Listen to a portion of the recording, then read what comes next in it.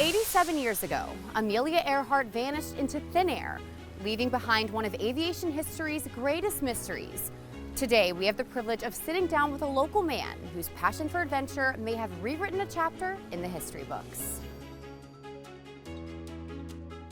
The idea of searching for Amelia Eaheart started a long time ago when I was a little kid. The story's always fascinated me. Over the years, hearing about it from my dad and brothers, we kept talking, we kept researching it, and at a certain point we decided, why has this riddle not been solved yet? And then it's like, wow, 86 years, it's still there, and we're the first ones to see it.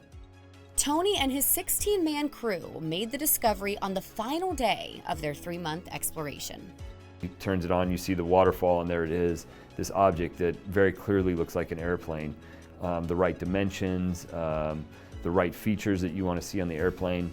And it was a surreal moment. I think there's this perception that there's been dozens and dozens of searches for Amelia Eaheart. The fact of the matter, there's only been 5 deep water searches in the history since she disappeared in 1937. The technology has only been there in the last 20 years anyways.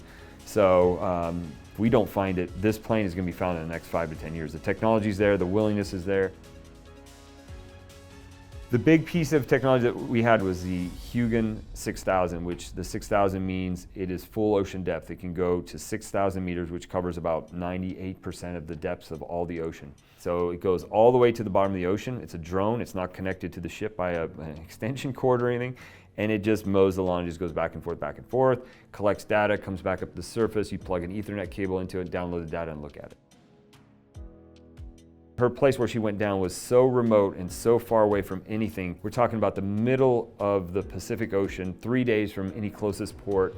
Ocean is 6,000 meters deep. You can't go out there with, you need special equipment. You need a crew that's willing to go out there for weeks on end without coming back to shore. So there's a series of steps now. First is confirmation, then a sort of process of curation where we examine the seafloor where it's sitting. Did she get out of the plane? Do we need to deal with any human remains or anything that could be inside the aircraft? And then after we've involved all the interested parties, we've asked the Earhart family to come out with us when we go confirm it. They're excited about it and they've agreed to come out. So I expect sometime this year or early next year. There's some urgency, obviously, to get back out there.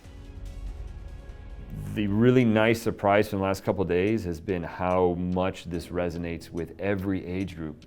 Older folks, my parents, people that have young daughters in kindergarten and first grade, they've learned about her. Her story is an inspiration for everybody. It was an inspiration for us. When she was getting ready to take off and go around the world, they said, why are you doing this? This is dangerous, this is risky. Ultimately, she lost her life doing it. And she said, because I want to. And I just love that. While the exact timeline for confirmation remains uncertain, you can stay up to date on their Amelia Earhart expedition by visiting deepseavision.com. And Fox 24 News Now remains committed to bringing you the latest on this historic journey into uncharted waters.